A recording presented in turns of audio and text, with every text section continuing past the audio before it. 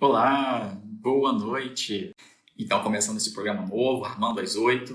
A nossa vocação aqui no nosso canal é ajudar cristãos a superar os seus desafios para alcançar uma conexão realmente profunda com Deus. Nós, como cristãos, desejamos isso, né? Mas há tantos desafios, nós temos dificuldades. Então, o nosso canal aqui tem esse objetivo, ajudar a vencer essas dificuldades. A lembrança é de que 8 horas da noite vamos estar juntos, mas também tem um sentido diferente aqui, não é? Essas 8 para nós, para o nosso projeto, tem um significado muito importante. Mas eu separo, de certa maneira, 8 características do indivíduo que busca Deus, não é? Da pessoa que realmente alcança a conexão, que vence os desafios para alcançar, então, essa conexão realmente profunda. Então, a gente separou em 8/6, uma estratégia, um método para ajudar as pessoas, e nesse programa aqui ao vivo eu vou estar falando sobre isso, não é? Hoje nós vamos ter um convidado aqui especial, um amigo meu, Júnior Damasceno. Ele é pastor ali na França, na cidade de Bayonne. Já chegamos lá com a família. Ele é escritor, né? E está lançando um livro aqui no Brasil em português. Tem muita coisa escrita já. São as Crônicas de Dubiá. Vamos falar melhor sobre isso depois. Aí, se você conhece a série, se quiser fazer alguma pergunta, pode deixar já aí nos comentários. Se você tem uma pergunta sobre missões, pode deixar aí também, tá? E esse livro fala do combate entre as trevas e a luz, de uma maneira, de uma ficção, né? Como você deve ter conhecido aí as Crônicas de Nárnia, por exemplo. Ok? É claro que cada história, cada enredo a sua forma, mas é um livro muito interessante. Queria comentar sobre ele hoje também. Que bom estar com você, meu amigo, da França, a gente aqui do Brasil. A tecnologia é uma benção para aproximar a gente, né? Bonsoir. Mas olha, que bom estar com você, meu amigo, meu irmão. Uma benção de poder compartilhar, poder abençoar também com a tua história, não é? A história de Deus na nossa vida, ele está escrevendo. Vamos falar de livro hoje, né? Mas o livro maior quem escreve é o Senhor sempre, né? Escreve na nossa vida, na nossa história. Vai ser uma benção poder compartilhar um pouco dessa graça aqui. Olá, Ana. Seja bem-vinda, Ana Rosa. Deixa eu assinar para você aqui. Então, Júnior, estava comentando com o pessoal aqui sobre as Crônicas do Biá, o livro novo que você está lançando, mas eu vou deixar o livro um pouquinho para frente, não é? Tem esse glamour do livro, do escritor, graças a Deus, né? É uma alegria. Já conversamos tanto sobre esses textos, né? Ver o livro ser publicado aqui no Brasil deve ser muito gostoso para você. Sim, com certeza. Vai ser o terceiro livro das Crônicas do Biá que eu vou lançar. Mas não é o terceiro a ser escrito, né? Quantos já tem mais ou menos assim encaminhados?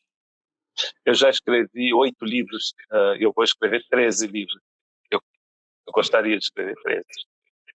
Vai escrever sim, em nome de Jesus. Devemos começar pelo início com você, Júnior. Porque eu estava falando com o pessoal aqui que você, antes de ser escritor, é missionário, né? Já tem muitos anos na França, foi aí que nos conhecemos.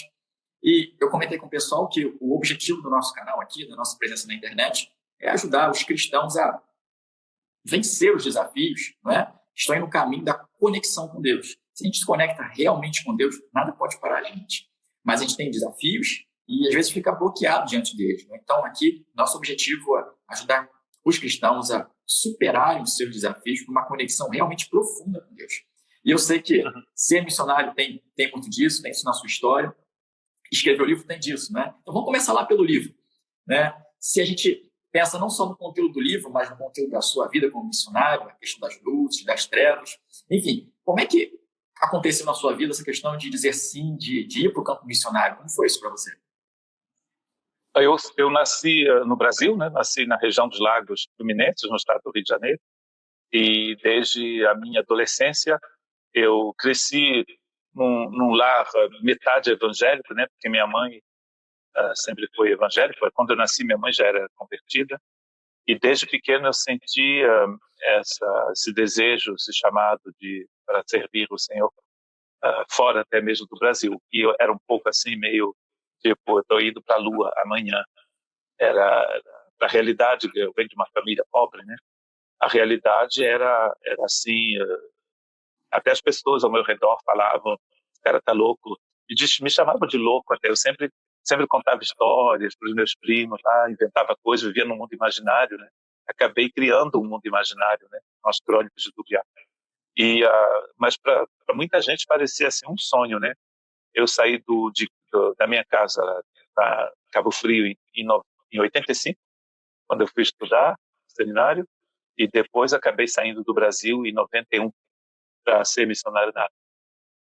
Então, Deus fez exatamente o que ele tinha me chamado para fazer.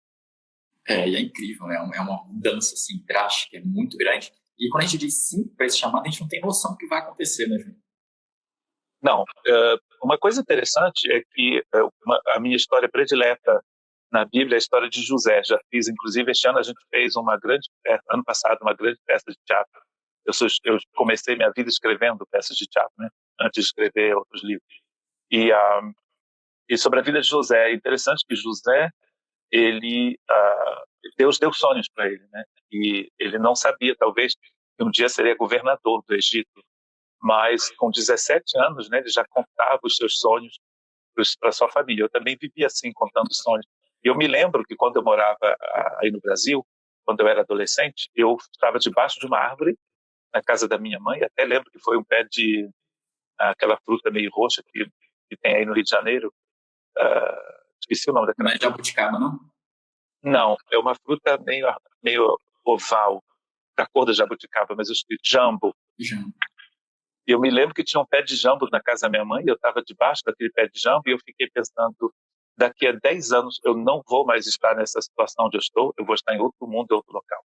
E realmente aconteceu, né, que 10 anos depois que eu tive aquela visão debaixo do pé de jambo, eu me encontrava na Inglaterra estudando inglês para ser missionário na coisas assim meio divinas e loucas.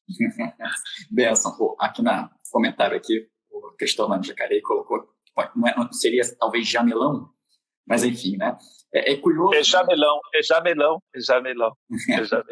Curioso que a gente, quando se conecta com Deus, né? E você falou de José é um exemplo lindo disso, como ele conseguiu receber de Deus uma visão, um sonho, né?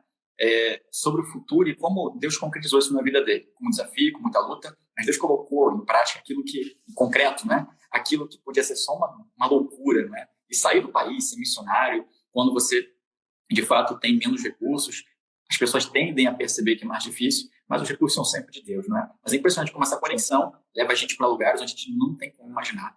Enfim, é realmente uma coisa linda. Saudar todo mundo que entrou aí. Entrou um pessoal, a Alice, o Adequel, a Edim. A gente não sabe, às vezes, exatamente o nome, mas a gente quer saudar vocês, tá bom? Dizer para vocês que se vocês quiserem colocar uma pergunta para os temas que a gente está abordando aqui, pode colocar, tá bom, gente? Boa noite. Pode colocar pergunta, a gente vai, na medida do possível, estar abordando aqui, ok? Júnior, vamos lá. Missionário, você não foi primeiro para a França, né? Primeiro você passou pela África, enfim, chegou à França. E a gente vai sendo guiado pelo Senhor, pelo vento do Espírito, né?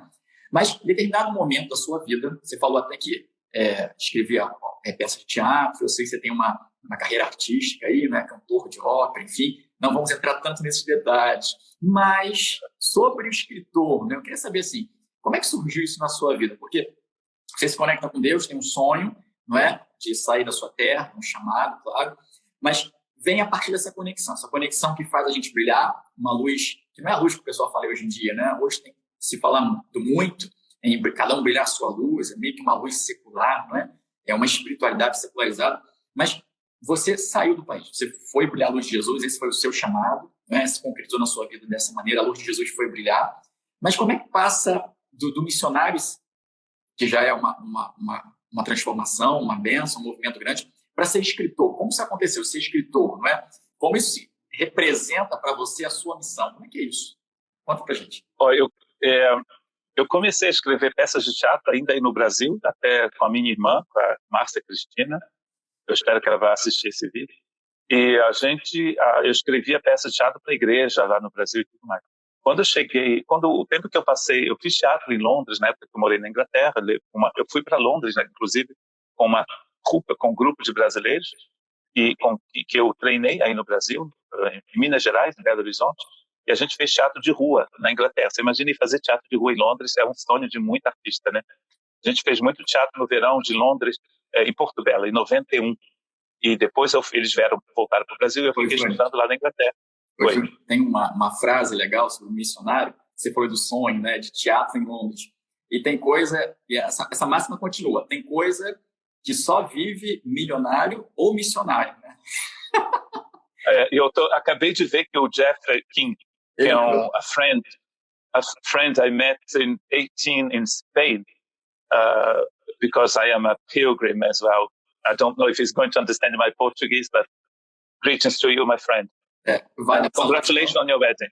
Vale essa noção. Desculpa, eu tive que falar porque ele não vai entender o português, mas eu fiquei contente de vê-lo entrar aí. Eu conheci esse rapaz no caminho de Compostela. Ele está no Peru, está dizendo hi from Quito, hi, to you, Jeffrey King. Ele está no Peru, mas eu o conheci na Espanha em 2018. Então, são encontros assim que mudam a vida da gente. Então, eu comecei a escrever peças de teatro para fazer Natal, Páscoa, principalmente Natal, né, aí no Brasil com a minha irmã. Quando eu vim para a França, depois de ter... Só um minuto, eu não vou resistir, mas olha, você falou assim, são encontros assim que mudam a nossa vida. É impressionante como, às vezes, acontece de Deus colocar encontros na nossa história e a gente não prestar atenção, né? A gente não afina o ouvido para escutar Deus através das pessoas que Ele coloca à nossa volta. Então, Deus resta que Ele fala através da igreja, da comunidade, do corpo, desses encontros. Isso é transformador. Aliás, a gente só está aqui hoje porque Deus nos deu um encontro, não é? Uma pastoragem. Foi na pastoragem. Numa reunião de pastores em Paris. Exato. Então, eu já tive muitos encontros assim, né? Foi sem querer, a gente acabou coincidindo de ficar alojado no mesmo quarto, mas enfim, Deus fala. Eu chamo isso de Jesus se der. Então, o que aconteceu é que eu comecei a fazer teatro na igreja quando era criança, depois eu comecei a escrever, e quando eu cheguei aqui na França, em 99, eu percebi que a igreja havia uma deficiência aqui nessa área de teatro. Eu, inclusive, fiz 6 anos de curso de teatro aqui na França, e eu comecei, então, a escrever peças de teatro para as igrejas batistas onde eu trabalhei. Depois eu fui pastorear uma igreja no norte da França e eu criei um grupo, uma troupe que se chamava 6x2, uma longa história, 3 vezes 6x2, 6 vezes 2, né, que é 12, e 62 era o número do departamento onde eu era pastor no norte da França. Tem toda uma história aí. E foi, em francês, sem S é fé, e com S é vezes. Então tinha todo um mistério aí. Então a gente fez muito teatro no norte da França, fizemos teatro na Bélgica, fizemos teatro na Alemanha, na Inglaterra, na Escócia, países mais próximos lá do norte da França. Lembrar o pessoal, justamente, que às vezes a gente do Brasil não tem essa noção, mas naquele nordeste ali da França, está muito pertinho da fronteira com a Bélgica, com a Alemanha também. É noroeste, né? Noroeste. Não, nordeste. É outro lado. Nordeste. Não, nordeste é lá da Itália, da Suíça, lá do outro lado. Não, mas então, nordeste, aí você vai para a Bélgica, Alemanha lá em cima. Mas é oeste, né? Porque está perto da Inglaterra, é oeste. Não, aí é oeste. Aí a Inglaterra é para cá. Bem, está espelhado. Sim, mas era perto da Inglaterra, inclusive. Estava lá para cima, não tem problema. Eu estou falando da Bélgica e da Alemanha. Tá ótimo, o importante é que expandiu, né? Mas conta aí como é que foi o escritor, rapaz. Num determinado momento, eu procurei peças de teatro em francês. Eu não achei muito adaptada à nossa realidade da pequena igreja francesa, com 50 pessoas e 3, 4 pessoas no grupo de teatro. Então, eu comecei a escrever peças de teatro em francês. E um dia eu tive a ideia de criar um mundo chamado Dubiá, e eu comecei a escrever peças de teatro nesse mundo. Então, eu criei uma série de personagens, e todas as minhas peças de teatro eram escritas nesse reino. Então, por exemplo, Páscoa, Natal, tudo acontecia nesse mundo imaginário chamado Dubiá. Um dia, conversando com uma amiga aí do Brasil, inclusive, as peças eram todas em francês, ela me falou, por que você não escreve uma história atrás da peça de teatro? Aí, então, eu criei esse mundo de Dubiá em livros. E como eu gosto de teatro, né, eu faço teatro, sempre fiz teatro, então eu criei uma história que eu vou contar para vocês uma frase que aparece, inclusive, no próximo livro, Açoitar as Criaturas do Âmbito Tenebroso. Antes, é por isso que aquele que tiver mais curiosidade e for ver lá o seu livro, vai ver que ele é escrito em Atos, não é isso? Ato 1, sim, 7 atos. Como no teatro. Eu tô ainda no segundo ato. E eu vou ler para vocês uma frase que foi dita pelo príncipe de Nizena. Nizena é um principado do reino que eu criei. E ele disse o seguinte, as histórias do povo Nart, é um povo que eu criei também, não foram escritas para fazer crianças dormirem, mas para acordar o povo da esperança. Para mim, é uma frase que explica muito o que eu estou propondo. Então, na verdade, eu vou contar para vocês, resumir rapidinho como funciona as crônicas do Biá. Como eu sou uma pessoa... Pode fazer uma pergunta, para situar o pessoal aqui. 2 perguntas. Público-alvo é para criança? Não é para criança. Então, por exemplo, as Crônicas de Nárnia. C.S. Lewis escreveu com uma ideia também, um plano de fundo cristão. Ele não escrevia para crianças, mas as crianças bebem das Crônicas de Nárnia facilmente, não é? Enfim. Então, Tolkien não. Seu amigo teve o mesmo objetivo, mas já escreveu realmente para o público mais adulto. E como é que se inclui as crônicas do Biá nessa história? As crônicas de Dubiá, elas não, na verdade, o que é interessante é que a luz, eu dei o nome Deus, Jesus não aparece claro na história, mas existe um ser chamado luz, que é a luz criadora, ela se revela através da arte, e principalmente através das histórias para crianças. Na verdade, as únicas histórias para crianças que estão no meu livro são essas histórias proféticas que são utilizadas e que foram transformadas em canto também, de preferência lírico e barroco, e que são histórias que contêm verdades profundas. É por isso que esse príncipe está dizendo aqui, na verdade, o povo Nart, eu criei 2 grandes povos, eu criei inclusive uma língua, 2 grandes povos, que é o povo Nart e o povo Tirak, de onde vem Tirak Nart, que é o nome do meu rei, do primeiro rei, Tirak Nart. Então, o povo Nart, na verdade, são pessoas que tinham uma grande crença na luz divina, foram eles que propagaram o conhecimento da luz divina no reino que eu criei. Eles criaram história que, na verdade, são revelações que eles receberam. São histórias para crianças que as avós vão contar para os netinhos e elas são geralmente cantadas. Infelizmente, aqui é 1 da madrugada, eu não vou poder cantar, porque eu tenho uma voz de criança castrada e vai acordar todo mundo, eu não vou poder cantar. Mas as histórias... A voz é muito aguda, né? Eu canto com as mulheres, pra você ter uma ideia. Então, o que acontece é que essas canções, que eram histórias para criança, foram colocadas num livro extremamente importante, bem grosso, parecido com o livro que eu estou no meu escritório, né? É um livro, tipo esse livro aqui, um livro bem grosso, bem pesado, e essas histórias são proféticas, ou seja, elas não foram escritas, como diz esse texto do Príncipe de Nizena, para fazer as crianças dormirem, mas elas foram escritas para acordar o povo da esperança, ou seja, as pessoas que estão dormindo, elas vão ser acordadas por essas histórias. Não, isso é Jesus, não é? Isso é o Evangelho. Desperta tu que dorme, Cristo te esclarecerá. Lindo. Mas olha só, você acabou colocando água na boca do pessoal. Aqui a Alice, ele falou assim, pode cantar, missionário, você vai ter que dar um agudo aí, não tem jeito. Dá um agudo um pouco intenso, mas vai ter que subir um pouquinho aí. Porque se eu cantar, eu vou acordar a casa toda, tá todo mundo dormindo, daqui a 1h30 da manhã. Tá, mas vocês podem encontrar os meus vídeos na internet. Então, o que eu queria dizer é que outra coisa que a luz fez é que a luz inspirou um determinado rei, o rei Eudorico o Justo, e pintou 7 telas. Tudo acontece em 7 no meu livro. E essas telas também, elas têm 2.100 anos, 3 vezes 7, 21, e elas são proféticas também. Então, essas telas serão protegidas, serão escondidas em castelos. Ou seja, a luz vai utilizar o canto, as histórias para as crianças, a arquitetura, o teatro, por exemplo. Não tem cinema, porque a minha história se passa no século XVIII, mais ou menos, daqui da Europa, né? Então, tem castelos, tem carruagens, não tem carro, né? Tem carruagem, cavalo, carroça. Funciona dessa forma, assim, como se fosse aqui na Europa, na alta Idade Média, final da Idade Média. Deixa eu te fazer uma pergunta, Júnior. Faça. Você tem no imaginário das crônicas do Biá, então a luz, que é personificada, uma pessoa, não é? É um ser. É um ser? E ela tem um combate, não é isso? Você chama de força sinistra. Sim, para que a história, se você conta um conto de fada, tem que ter um lado obscuro, senão a história fica sem graça, né? Então há sim. O reino, a crônica é de Dubiá, mas Dubiá só aparece lá pelo final de todos os livros.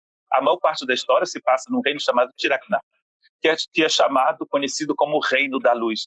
Só que as aparências são muito enganosas, e quando você lê, eu espero que você vai ler Stoitar e as Criaturas do Ano Tenebroso, você vai perceber que existe muita coisa maléfica no reino de Tirakná, porque o povo chamado da Luz é corrupto, é um povo corrupto que vai utilizar a religião para se enriquecer, por exemplo, e a luz vai... Então, o combate do povo da luz é com essa terrível força sinistra, que é uma crença que foi trazida de um outro reino para o reino de Tirakná. E o meu grande problema, o meu grande dilema, eu tenho visto isso com a minha revisora, é que eu criei muitos personagens. Então, eu tenho que acompanhar todos esses personagens. Eu vou fazer um resumo para vocês, que eu tinha mandado um relato para o Armando, para o pastor Peixoto, que a luz ela vai utilizar pessoas frágeis. Por exemplo, um dos personagens principais é um menino que foi violentado. Esse é um spoiler, porque nos livros... Aguenta um pouquinho só aí, só um pouquinho. A gente vai entrar na fragilidade da turma. Mas olha só, você falou um negócio aqui que me chamou a atenção. Você fala que o reino da luz ele é corrompido, não é? E assim, eu vejo na tua obra todo um paralelo entre os problemas que nós vivemos no nosso mundo e, naturalmente, os problemas que você aborda, que se levanta de maneira figurada, né, subjetiva, no texto. Muito interessante essa corrupção da luz, do povo da luz. E muito interessante. Sim. Geralmente as pessoas deveriam ver a realidade que elas conhecem no país delas, lendo essa história, porque, na verdade, uma coisa que você sabe, você aprende que o Deu uma travada teatro imita... Oi. Você aprende que o teatro imita a vida, o teatro imita a vida. Só que na minha história é a vida que imita o teatro. Por quê? Porque a arte que foi deixada pela luz no reino de Tirakná, ela é profética. Então isso quer dizer que o que elas estão vivendo agora já foi escrito em algum lugar. E o interessante, que eu acho interessante... Debaixo do sol, segundo Salomão. Do sol. Há uma trama. A trama principal é que um grupo de jovens, 3 jovens, adolescentes, que todos têm 17 anos, a história começa assim, vão chegar a Dubiá um dia para anunciar as mensagens da luz. É uma coisa bem evangélica no final, que se torna pesadelo depois, porque vai ter a entrada de... A história funciona como um rio que está correndo, todos os rios correm para o mar. Eu moro numa das regiões mais belas da França, eu creio, e a gente tem um rio imenso aqui no nosso vilarejo, e os rios correm para o mar, ele desce dos Pirineus e vai até o Oceano Atlântico, aqui na minha região. Então, na minha história, os rios estão correndo, e a história corre como um rio. Ela corre na direção de Dubiá, mas a proporção que ela avança da capital do reino de Tirakná a Dubiá, ela vai encontrar uma série de problemas, de obstáculos, como acontece com o rio, que está descendo da montanha. Ele vai encontrar obstáculos, ele vai contornar, ou então ele vai se tornar cachoeira, mas ele sempre avança. A minha história sempre avança. A ajuda da luz toda poderosa que criou todas as coisas e que reina pelos séculos dos séculos. Se você ler o meu livro Não Chorar, é porque... Não chorar é porque... O que eu queria dizer é que, geralmente, você deveria chorar lendo meu livro. Se você não chorar, é porque deu um problema. Deixa eu te dizer, eu acho que, assim, pensando na ideia do livro, né, da ideia que você quis trabalhar lá, nesse combate entre a luz e a soberba da força sinistra, uma ponte bacana para perceber os personagens que são frágeis, isso é realmente muito relevante, a gente vai chegar lá, é que a luz escolhe justamente a humildade como arma, e arma poderosa contra a soberba da força sinistra. Explica isso para a gente. Como é que a humildade tem essa força? Eu estudei teologia, sou pastor, e a gente sabe, lendo os evangelhos, que o Paulo, por exemplo, vai dizer nas suas cartas que quando ele é fraco, ele é forte. Né? Quando eu sou fraco, eu sou forte. Na graça de Deus, funciona assim. Quando a gente é soberbo, Deus não age. Quando a gente é dependente de Deus, é aí que Deus funciona e que Deus age na nossa vida. A minha história funciona assim. Você não vai encontrar o nome Deus no meu livro. Cada vez que eu falo de Deus, a palavra luz aparece. Então, é a luz. Então, a luz, ela é extremamente paciente nas crônicas do Biá. Ela vai esperar 2.100 anos para entrar em ação. Profecias e tudo mais vão se cumprir da noite para o dia 2.100 anos depois, porque a luz é extremamente paciente. A força sinistra não é paciente, ela faz o que a gente chama em francês de forcinha. Ela vai usar a violência, né, o poder, a riqueza.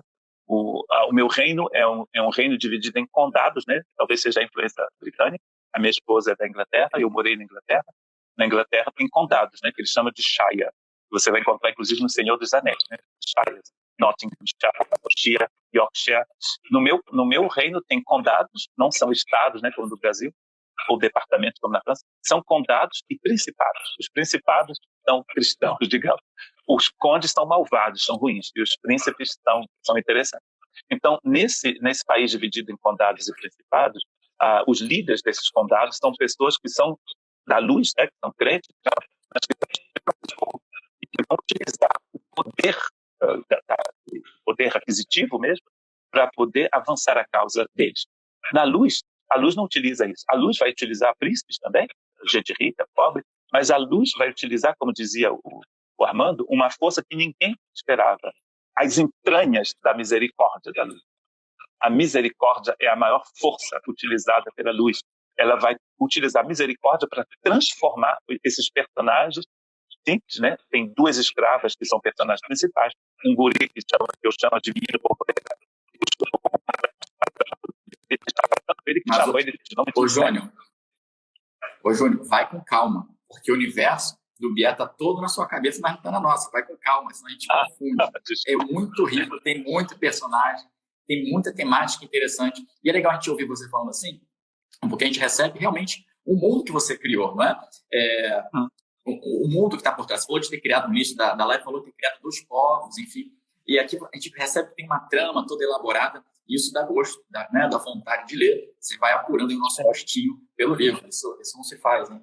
Mas vem cá, continuando sobre a fragilidade, então ela vem nesse sentido. Quando eu sou fraco, é que eu sou forte. A gente vê os paralelos, né, com o Evangelho. E é impressionante, você falou da arrogância, como nós não percebemos a arrogância, né? Tem até aquela brincadeira, eu tinha um defeito, agora eu era soberbo, agora eu sou humilde, eu sou perfeito, né? A pessoa continua com o mesmo problema. A arrogância espiritual é algo realmente difícil de reparar. E tem muita gente travada, né? Não com uma conexão mais profunda como podia ter com Deus, justamente porque não percebe que falta esse elo da humildade. Olha, você falou para mim também, a gente estava reparando sobre o livro, achei interessante, sobre a alegria, né? Essa, vamos dizer assim, ligação, essa aliança que há entre a alegria e a esperança. E eu reparo que na nossa vida aqui, isso pode realmente fazer um sentido muito grande para a conexão com Deus, para vencer as luzes, como luz, não é? Vencer as trevas, dissipar as trevas. A alegria e a esperança são, assim, são um poder incrível que às vezes a gente não usa, né? Mas me diz aí, como é que acontece no livro esse vínculo, essa aliança entre a alegria e a esperança? Que são personagens também, não é? Como é que é? Explica isso pra gente. Sim. Como eu falei para vocês, a história, você vai encontrar grupos de 7 personagens. Os personagens principais são 7, depois 14, depois 21. Os primeiros 7 são 7, porque 7 na Bíblia, principalmente no livro de Apocalipse, né? Eu tenho o canal da nossa igreja, e eu medito sobre Apocalipse, a gente fala muito sobre 7. Fala o nome do canal aí, Júnior. Igreja Batista de la Côte Basque, é o nome da igreja onde eu sou pastor. E tenho meditações em 3 línguas, inclusive, se você quiser, tem inglês, português e francês.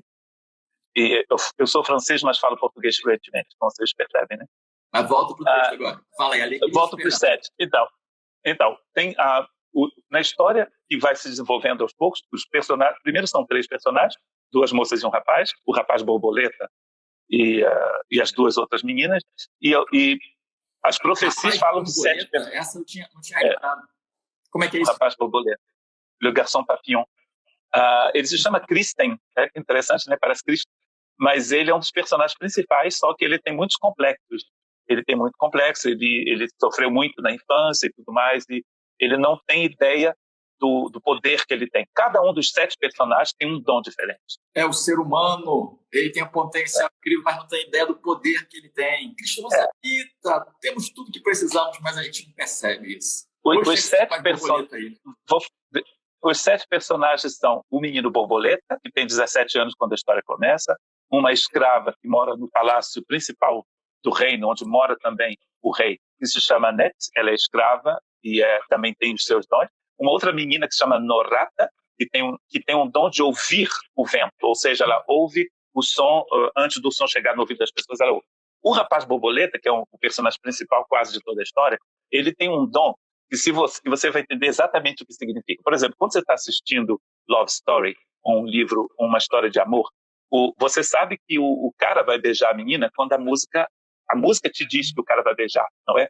Se você está vendo um filme de horror, você sabe quando o lobo mau ou o lobisomem vai aparecer, porque a música muda. É uma música com tons graves, que eu não vou poder cantar, que vai fazer barulho.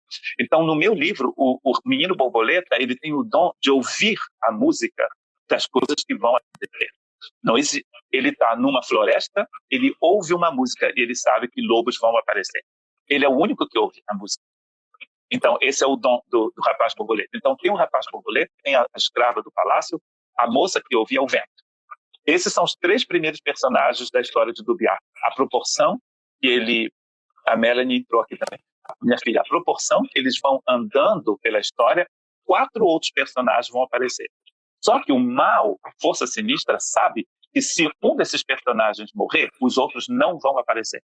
Então, o que eles vão fazer? Eles vão tentar matar os 3 primeiros, o menino borboleta, a Norata e a Net. Só que eles não vão conseguir. Eles pensam que mataram, mas não vão conseguir. Então, a proporção que eles avançam, outros personagens vão entrar em cena, porque eles são 7. Né? Então, por enquanto, só temos 3. O menino borboleta, a Annette, a Norata. Pela estrada, eles vão encontrar um rapaz que viveu a vida toda vigiando as muralhas de uma cidade. Ele se chama Nisus, da palavra N-E-Z, que quer dizer vida eterna na língua tupé. O Nisus, ele é chamado de mensageiro. É um homem extremamente importante e super ingênuo. Ele pensa que o mundo é todo bonito, que não existe mal no mundo. Ele é uma pessoa extremamente importante. Ele se chama Nisus e ele é o mensageiro. Então, temos 4 personagens. O menino borboleta, a Annette, a Norata e o Nisus. Então, faltam 3 personagens ainda. E esses 3 personagens é uma outra mulher, um outro homem e um outro garoto. Essa mulher, ela também é escrava. Ela tem 2 livros dedicados a ela, que eu já escrevi, inclusive. Essa mulher é extremamente importante. Ela é uma jovem também. Ela é escrava. Ela foi violentada muitas vezes. Ela é uma mulher extremamente poderosa, só que ela não sabe ainda. Ela se chama Enier. Enier é a palavra rainha em francês, escrita de trás para frente. Então, você já vai dar uma ideia para vocês. Né? La Reine. Enier, então, é o 5º personagem. Então, nós temos o menino borboleta, a Annette, a Norata, o Nisus e a Enier. E depois, falta, então, uma outra, 2 rapazes. Falta, então, o Arier, que é um jovem também de 17 anos, que viveu com uma família canibal. E o último personagem, que é o único nome do meu livro, que é de uma pessoa que existe, é o Gruba, que é um amigo meu, lá de São Paulo. O Gruba é o Conde da Alegria. É ele que entra na história para trazer a alegria. O Gruba, Conde da Alegria, também já foi escrito. O livro já foi escrito. Só um ponto aqui, Júnior. Esses 7 personagens, para ficar claro para o pessoal, eles fazem parte, tem um pessoal entrando aí, saudações aí, a Melanie entrou. Olá, Melanie, quanto tempo? Bom ver você aí. É a filha do Júnior, que ele citou aí, né? Também a Elaine, enfim, o pessoal está chegando aí. Então, Júnior, só para o pessoal ter uma clareza aqui, há muitos livros. Alguns já foram escritos, outros já estão na sua concepção, né? Justamente para dar a liga da história. Agora, esses 7 personagens, eles não estão necessariamente todos em todos os livros, certo? Eles são os principais da trama em geral, não é isso? Sim, o lance é o seguinte, o meu livro é como uma, eu não sei qual é a palavra em português, mas em francês a palavra quête, une quête. Uma quête, que eu não sei o que é em português, esqueci, é quando você sai de um lugar para outro lugar à procura de alguma coisa, de um tesouro, de alguma coisa. Eles estão indo para Dubiar, na verdade, a maior parte desses personagens, para cumprir profecias ancestrais. Só que a história, que começa como um conto de fada, se transforma numa coisa muito maior. No conto de fada europeu, que é nascido, que vem geralmente da Alemanha, eles falam era uma vez, né, em português. Em francês eles dizem il était une fois. Em inglês eles falam once upon a time. Na minha história não era uma vez, tudo começou. Quando? Porque, na verdade, na minha história, o que vai acontecer na sua história já foi escrito por Deus, pela luz. A luz já escreveu. Então a pessoa toma posse. O livro já foi escrito pela luz. Então, tudo começou. Quando você comprar Soitar e as criaturas do Anto Tenebroso, você vai ver que a minha editora colocou esse tudo começou no meio da página, para que você veja que é uma música, na verdade. Né? Tudo começou quando? Então, na verdade, a nossa história começa exatamente no momento em que Deus decidiu que acontecesse. Nada vai acontecer por acaso. E olha, isso realmente é fantástico para a nossa história, né? Fora do livro, e o livro quer, na verdade, falar dessa nossa vida.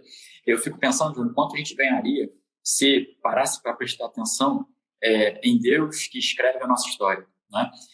Tudo no controle dele, a gente se conectando com ele, persegue o que ele deseja, avança na história e da maneira que ele escreveu para a gente, com mais paz, com mais alegria, com mais suavidade e brilhando a luz, né? Como você, enquanto missionário, brilha essa luz, enquanto escritor, brilha essa luz, quanto a gente precisa desse começo de Deus, dessa percepção, dessa aceitação desse começo de Deus. Isso realmente é transformador. Deixa eu fazer uma pergunta aqui, para a gente não acabar a live sem entrar nesse assunto aqui, tá? Estou tentando controlar o horário aqui, a gente tem 1 hora aqui no Instagram, normalmente. Então, vamos lá.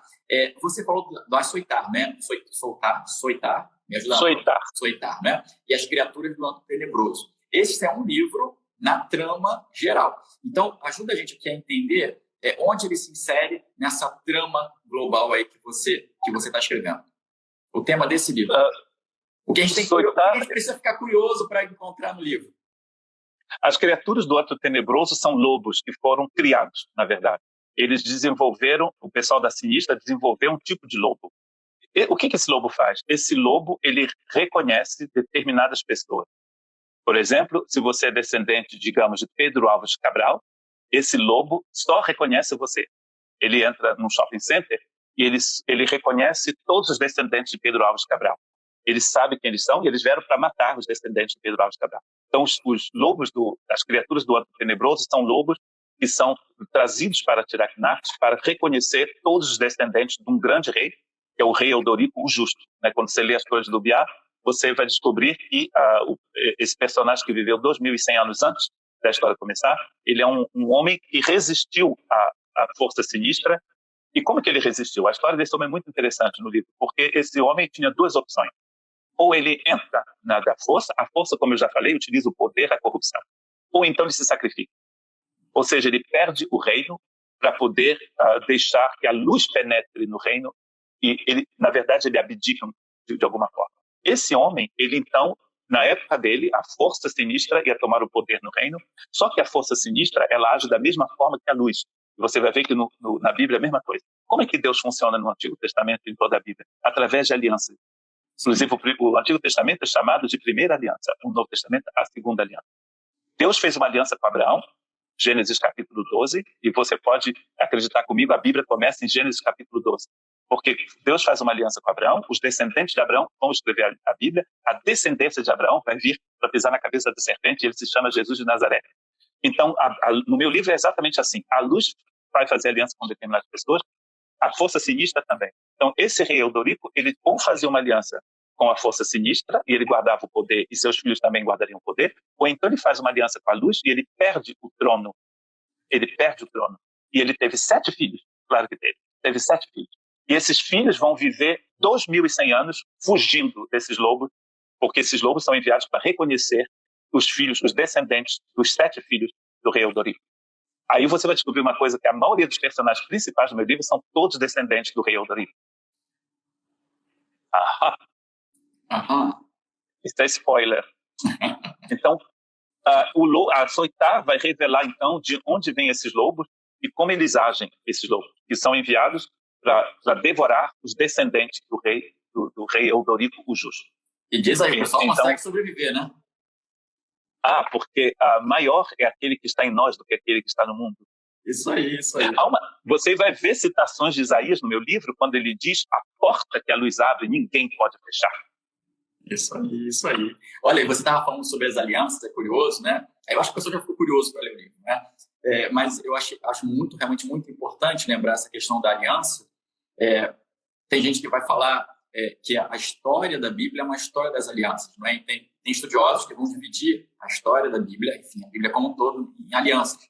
A gente tem hoje uma linha teológica que privilegia muito a história da salvação, não é? Mas foram vários estudiosos da Bíblia que são relevantes, e uma linha muito forte é a história das alianças. Então, assim, não é de se desprezar esse tema central, pelo contrário. E olha, como a gente começou falando sobre o objetivo do nosso canal, lembrar que é justamente esse, ajudar cristãos a enfrentar, mais do que superar os seus desafios, para alcançar, então, uma conexão realmente profunda com Deus. E o que é essa conexão, senão uma aliança com Ele, né? Realmente bem firmada. Então, realmente algo muito relevante. Tem um pessoal que entrou agora aqui, o Fabuloso Mundo de Jack, talvez você conheça, eu não conheço não. Mas seja bem-vindo, viu? E entrou aqui também o Aquanauta, rapaz, que saudade, eu conheci lá em Magé, gente muito boa. Deus te abençoe. Estamos aí, vamos fazer brilhar a luz de Jesus, Júnior. Que alegria estar recebendo você. E quero falar do teu livro, como é que a gente vai comprar esse livro? O livro tá na gráfica essa semana, ele leva 10 dias para ser impresso, ele ficou muito bom, com um trabalho fabuloso de uma pessoa de São Paulo que eu conheci na internet, que ainda a gente não se encontrou. Eu estou indo, então, para uma reunião de pastores e conferência da Igreja Batista de Alphaville, aí em São Paulo, então eu chego no Brasil dia 5. Tem 8 anos que eu não vou ao Brasil, então vai ser um privilégio. O meu primeiro livro foi publicado no Rio, o segundo foi publicado em Lisboa, aqui na Europa, e esse terceiro vai ser publicado em São Paulo. Eu quero colocar o livro à venda na internet, né? Nós vamos fazer lançamento lá em São Paulo.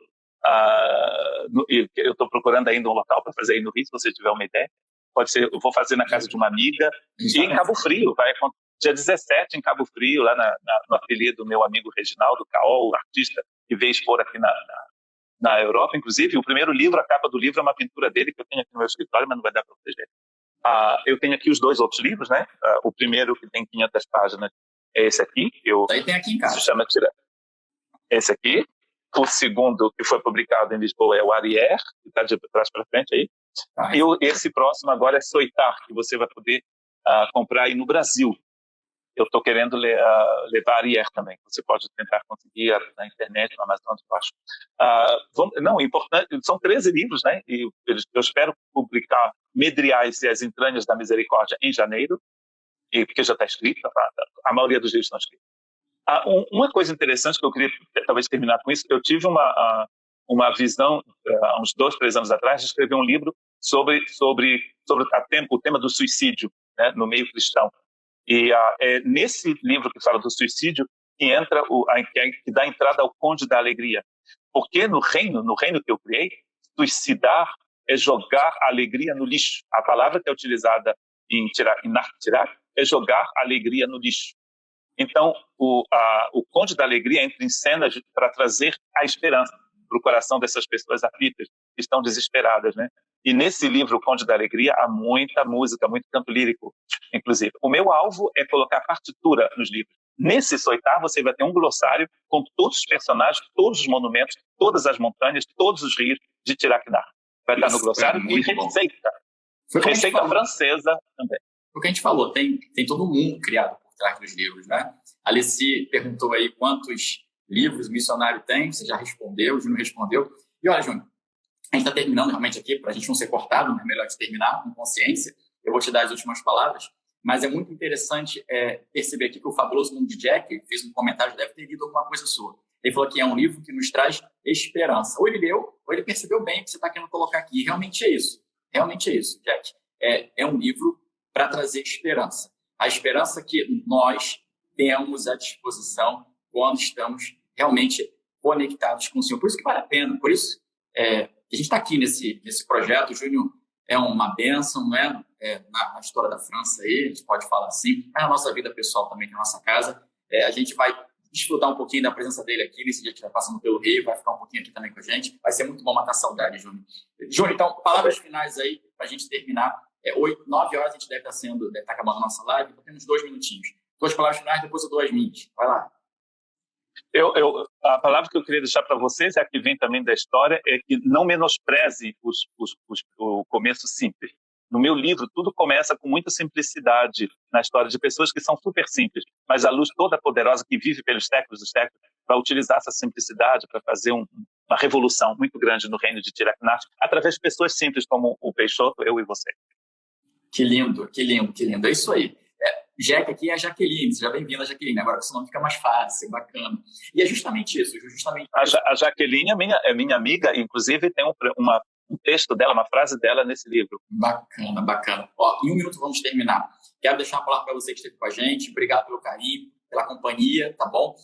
Faço repetir a voz aí do Júnior. Compre o livro, realmente é uma bênção. Tem outros livros, vale a pena, são leituras muito, muito, muito bacanas mesmo. Júnior, Deus te abençoe, uma boa viagem divina para cá, tá bom? A gente segue junto pela internet. Você está aqui com a gente no canal. Se você realmente é um cristão que tem desafios e quer se conectar mais profundamente com Deus, esse é o canal para a gente fazer isso. Como o Júnior falou, é um pequeno começo, mas cremos nessa luz que vai fazer tudo brilhar muito mais forte, tá bom? Que Deus faça brilhar a luz da nossa vida, na tua história, Júnior, na nossa história que estamos aqui no canal, enfim, que Deus nos dê sempre uma vida abundante na presença dele. Um abraço imenso, tá bom, Júnior? Obrigado. Abração, gente. A gente está terminando por aqui, então. Um grande abraço. A gente deve disponibilizar o vídeo em outro momento, talvez alguma edição aí, no Instagram, talvez no YouTube também, Facebook, tá bom? Um abraço imenso, gente. Valeu estarmos juntos aí. Deus abençoe. A gente termina em 5, 4, e assim vai. Um abração. Tchau, tchau.